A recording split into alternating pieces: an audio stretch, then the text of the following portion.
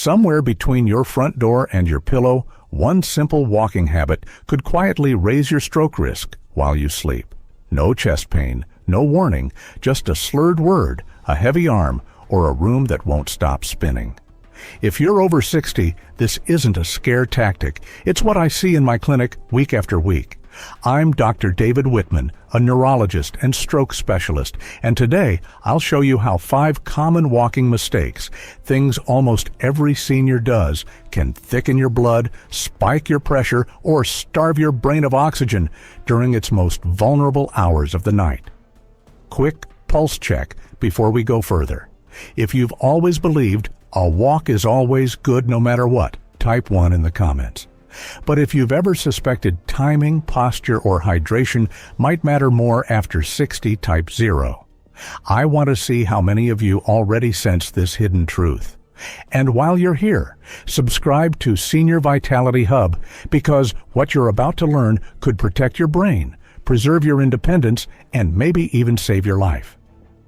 Stay with me, because mistake number 1 looks harmless, takes 0 effort, and yet it's the fastest way to turn a healthy walk into a nighttime clot. Firstly, walking without water. It sounds harmless, just a short stroll around the block, 20 minutes in cool weather. Why would you need water for that? But here's the truth. After 60, your body doesn't signal thirst the way it used to. By the time you feel thirsty, your blood has already thickened. Thick blood moves slower, clots more easily, and puts dangerous stress on the tiny vessels that feed your brain. That's why so many of my patients don't stroke out during their walk. They stroke out hours later while asleep, when circulation slows and a clot finally settles into place. Take Richard Coleman, 78, a retired firefighter, fit, disciplined, proud of staying active, but he refused to carry water. Tourists carry bottles, he used to say. One winter morning, his wife found him collapsed at the kitchen table. He'd suffered a left middle cerebral artery stroke, one of the most devastating types. His lab showed classic signs of chronic mild dehydration. Months of walking dry had silently created the perfect conditions for a clot. And this isn't just anecdote. Research shows that even mild dehydration, as little as 2% of body weight, can thicken blood by 10% or more. That's enough to slow circulation through the brain's smallest vessels. Combine that with the natural nighttime dip in blood pressure, and you've got a recipe for disaster. The fix is simple. Before you walk, drink half a glass of room temperature water. After your walk, drink another half glass. Don't wait until you're parched. By then, you're already behind. Carry a small bottle. Even 6 ounces is enough to keep your blood fluid and your brain safe. So, let me ask you, are you someone who skips water before walks? Type 0 in the comments if that's you. If you already hydrate before stepping outside, type 1 to show others it can be done. And while you're here, hit that like button so YouTube shows this life-saving tip to more people over 60. Secondly, walking too soon after a heavy dinner. For decades, many of us were told that an evening walk after supper helps burn it off or aids digestion. And yes, movement is healthy, but here's what your body is really doing after a large meal. It diverts blood away from your brain and sends it straight to your stomach and intestines. This process, called postprandial hyperemia, is normal in younger people. But in older adults with stiffer arteries, high blood pressure, or diabetes, this shift can quietly starve the brain of oxygen. Now add a brisk walk right after dinner, and suddenly your muscles are also demanding blood flow. Where does your body take it from? Too often, the brain. You might go to bed feeling fine, but by 3 a.m., when your blood pressure naturally spikes during a REM sleep, a clot that formed earlier can lodge in a fragile artery. One of my patients, Evelyn Harper, 74, learned this the hard way. Every evening she ate a hearty dinner, meat, potatoes, dessert, and then took a 20-minute walk. She thought she was doing everything right. But one morning, her neighbor noticed her porch light still on. Paramedics found her confused and unable to speak. She'd suffered an ischemic stroke. Her scans showed no major blockages, but her overnight blood pressure had surged dangerously. That innocent, digestive walk had quietly tipped her body into risk. And the research backs this up. A study in the Journal of Clinical Hypertension found that heavy meals combined with evening exertion can reduce cerebral perfusion in older adults by up to 20%. That isn't fatigue. That's your brain struggling for oxygen. So here's the fix. If you enjoy evening walks, keep your dinner light, soups, salads, or fish, and wait at least 90 minutes before heading out. If your meal was heavier, save your longer walks for earlier in the day. Now let me ask you, do you usually walk right after dinner? Type 0 in the comments if you do. If you wait at least an hour and a half, type 1. Your answers might save someone else from repeating Evelyn's mistake. And stay with me, because the third mistake isn't about food or water at all. It's about how you carry yourself. And the way you walk could be squeezing the very arteries your brain depends on. Thirdly, walking with poor posture. Most seniors I meet are proud of their daily walks. But here's the hidden danger. The way you carry yourself during those walks can quietly reduce blood flow to your brain. As we age, our shoulders round forward, our neck tips downward, and our eyes fix on the ground. It feels protective, but medically, it's risky. That forward head tilt compresses the carotid arteries in your neck, which are the main highways delivering oxygen-rich blood to your brain. After 60, with arteries that are stiffer and narrower, even slight compression can reduce blood flow enough to trigger clot formation. Albert Jennings, 78, a retired accountant from Illinois, suffered a mini stroke during his morning walk. No cholesterol emergency, no atrial fibrillation. But when I observed him, the cause was clear. He hunched forward, chin nearly to his chest.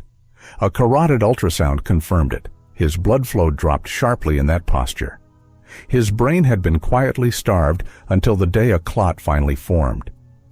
And this isn't just anecdote. Research published in Stroke, the American Heart Association's journal, shows how cervical spine position can significantly affect carotid artery blood flow, particularly in older adults. So here's what you can do tomorrow morning. Lift your chin and keep your gaze 10 to 15 feet ahead. Roll your shoulders back gently and imagine a string pulling the crown of your head upward. Use walking poles if you need stability. Stretch your neck and upper back daily to undo years of slouching. When you walk, are you looking straight ahead or down at the ground? Type 1 if you hold your head high. Type 0 if you've noticed your chin creeping toward your chest. Being honest could save more than your pride. It could save your brain. And posture isn't the only hidden danger. The next mistake could be sitting in your closet right now. Fourthly, wearing the wrong shoes. Shoes may seem trivial, but for older adults, they can mean the difference between protecting your brain or triggering a stroke. As we age, the fat pads on our soles thin out, arches flatten, and ankle joints stiffen. Slip-on flats, old canvas sneakers, or shoes with no support compress veins in your lower legs. That slows blood returning to your heart, leaving blood to pool, thicken, and form clots. And if one of those clots travels to your brain, the result can be sudden and devastating.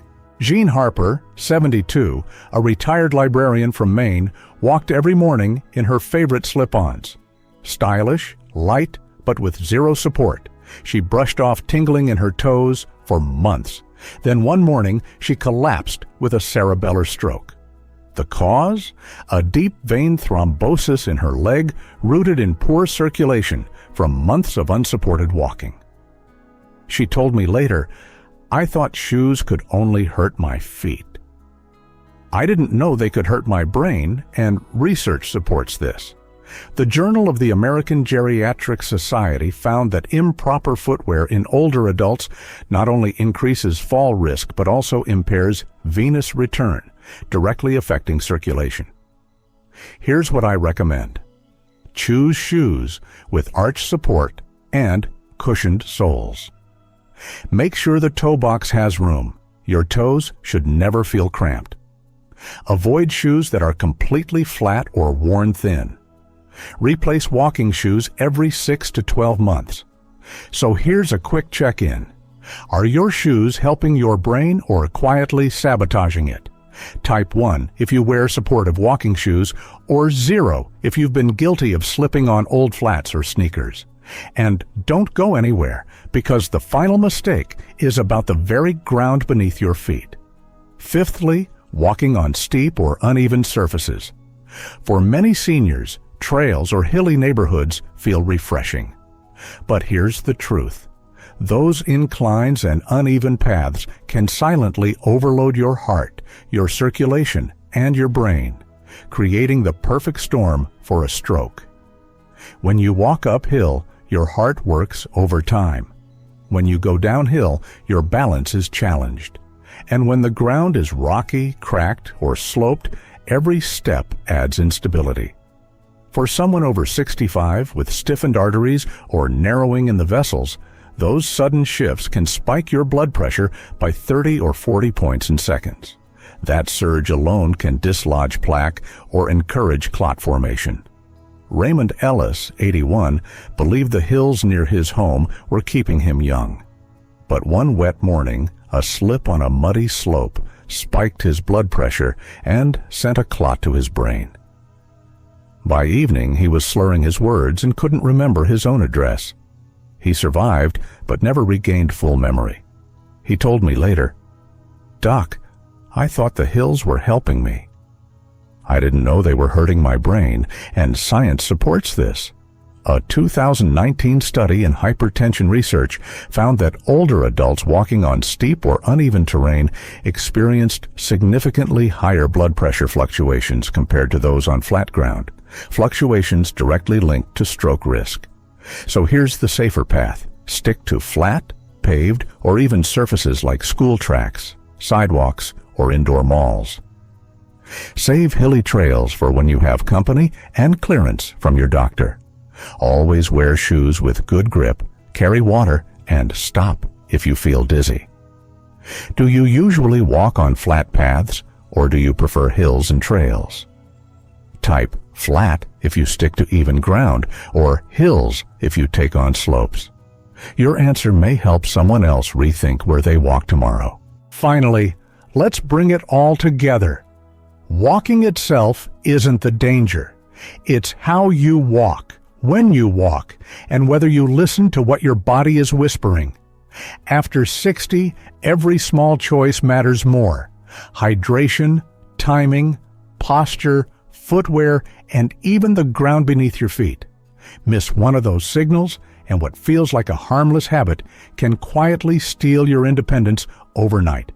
So here's my challenge. Starting tomorrow, make one change. Drink water before and after your walk.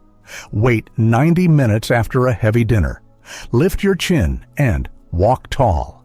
Replace worn-out shoes. Choose flat ground. These small shifts, done consistently, could protect your brain for years to come. If this makes sense to you, type 1 in the comments to commit to smarter walking. If you feel I missed something, type 0. And while you're there, hit like so YouTube shows this to more seniors who need it. And don't forget to subscribe to Senior Vitality Hub, because next time I'll reveal one everyday household item that doctors use in hospitals to test brain function, something you probably have at home right now. You don't want to miss it. I'm Dr. David Whitman, neurologist and stroke specialist.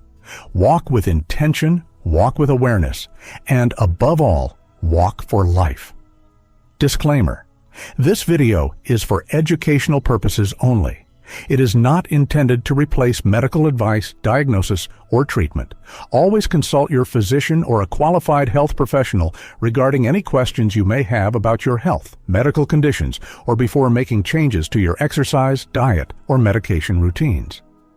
If you experience sudden weakness, slurred speech, vision changes, or severe headache, call emergency services immediately.